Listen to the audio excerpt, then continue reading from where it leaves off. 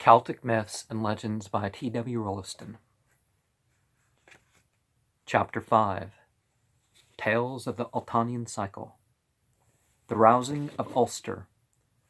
Now Sualtam, father of Cuchulainn, had taken his son's horse, the Grey of Macha, and ridden off again to see if by any means he might rouse the men of Ulster to defend the province.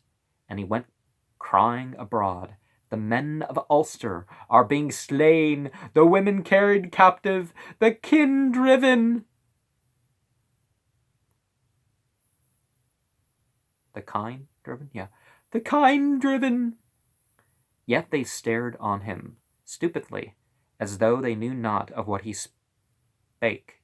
At last he came to Emania, and there were Cathbad, the druid, and Conor the king, and all their nobles and lords. So Altam cried aloud to them, "The men of Ulster are being slain, the women carried captive, the kine driven, and Cuchulainn alone holds the gap of Ulster against the 4 provinces of Erin. Arise and defend yourselves." But Cathbad only said, "Death were the due of him who thus disturbs the king."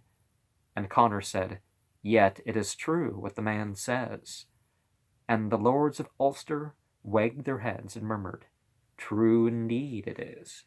Then Sualtam wheeled round his horse in anger and was about to depart, when, with a start which the Grey made, his neck fell against the sharp rim of the shield upon his back, and it shore off his head, and the head fell on the ground, yet still it cried its message as it lay. And at last Conor bade put it on a pillar, that it might be at rest. But it still went on crying and exhorting, and at length, into the clouded mind of the king, the truth began to penetrate, and the glazed eye of the warriors began to glow, and slowly the spell of Macha's curse was lifted from their minds and bodies.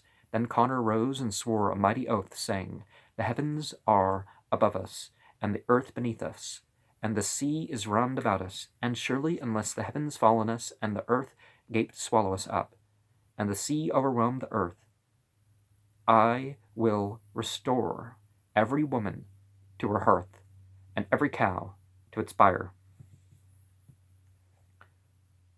Another incident of the survival of this oath formula is recited by the Celtic envoys to Alexander the Great.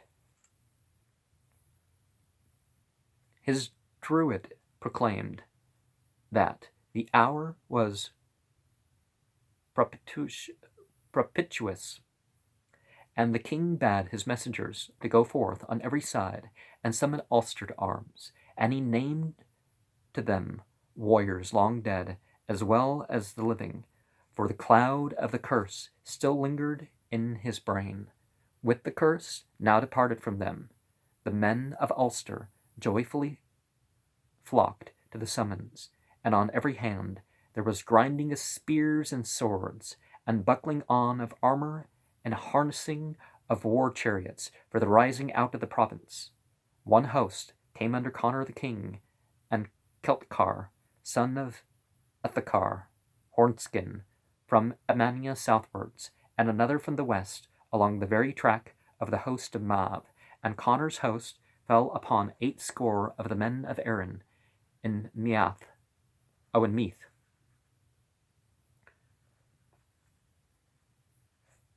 who were carrying away a great booty of women captives, and they slew every man of the 80 and rescued the women. Ringing out is the vivid expression used by Irish writers for a clan or territory going on the warpath. Hosting is also used in a similar sense. Mav and her host then fell back toward Connacht, but when they reached Slemon Midi, the hall of slain in Meath, the Ulster bands joined each other there and prepared to give battle. Mav sent her messenger, Macroth, to view the Ulster host on the plain of Gowrock and report upon it. Macroth came back with an awe-striking description of what he beheld. When he first looked, he saw the plain covered with deer and other wild beasts. These, explains Fergus, had been driven out of the forest by the advancing host of the Ulstermen. The second time Macroth looked, he saw a mist that filled the valleys, the hilltops standing above it, like islands. Out of the mist there came thunder and flashes of light, and a wind that nearly threw him off his feet. "What is this?" asked Mav.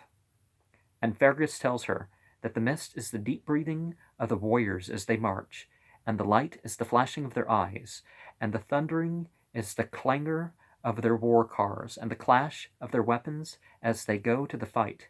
They think they will never reach it, says Fergus. We have warriors to meet them, says Mav.